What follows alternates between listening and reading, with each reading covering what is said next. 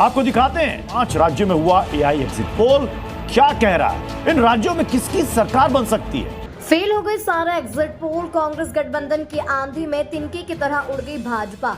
दोस्तों, देश के 4 राज्यों और एक केंद्र शासित प्रदेश में हुए विधानसभा चुनाव की तस्वीर अब लगभग साफ नजर आने लगी है। हालांकि असली नतीजे 4 मई को आएंगे, लेकिन नतीजों से पहले जो एग्जिट पोल आए हैं उसने राजनीतिक गलियारों में हलचल मचा दी है। पश्चिम बंगाल के आखिरी चरण के मतदान के बाद जैसे एग्जिट पोल सामने आए, हर पार्टी अपनी अपनी ढपली अपना राग अलापने लगी और पश्चिम बंगाल के जहां के नतीजों पर देश भर की निगाहें टिकी। इसकी सबसे पहले बात कर लेते हैं पश्चिम बंगाल विधानसभा चुनाव में पॉल्स ऑफ पोल के मुताबिक ममता बनर्जी सत्ता में बनी रहेंगी और बीजेपी भी बहुत ज्यादा पीछे नहीं है। पोल्स ऑफ पोल्स के लिहाज से टीएमसी को 147 सीटें मिल सकती है तो बीजेपी को 137 सीटें मिलने का अनुमान है। कांग्रेस और लेफ्ट को 2 सीटें जबकि अन्य को 6 सीटें मिल सकती है। केरल विधानसभा चुनाव में लेफ्ट को झटका तो कांग्रेस की सत्ता में वापसी हो रही है।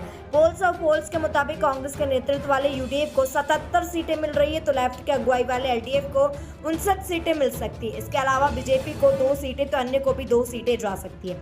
तमिलनाडु विधानसभा चुनाव में डीएमके और कांग्रेस गठबंधन का दबदबा कायम रह सकता है। पोल्स ऑफ पोल्स के मुताबिक राज्य में डीएमके गठबंधन को 130 सीटें मिल सकती है तो एआईएडीएमके एनडीए के गठबंधन को 65 सीटें मिलती नजर आ रही है। अभिनेता से नेता बने विजय की पार्टी टीवीके को 31 सीटें मिल सकती है, अन्य के हिस्से में 8 सीटें मिलने का अनुमान है।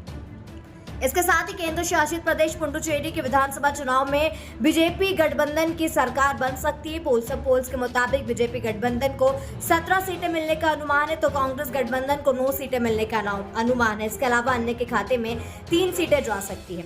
इसके साथ ही असम एक ऐसा राज्य है जहां बीजेपी एग्जिट पोल में हैट्रिक लगाती हुई नजर आ रही है, यानी कि हिमंता बिस्वा एक बार फिर असम के मुख्यमंत्री बन सकते हैं। लेकिन दोस्तों, ये तो एग्जिट पोल के आंकड़े हैं, कुछ भी हो सकता है। 4 मई को असली नतीजे आएंगे तो देखना दिलचस्प होगा कि इन 4 राज्यों और एक केंद्र शासित प्रदेश में आखिर किसकी सरकार बनती है। एग्जिट पोल के आंकड़े कितने सच साबित होते हैं, आपको क्या लगता है? कमेंट पर लिखकर जरूर बताएं।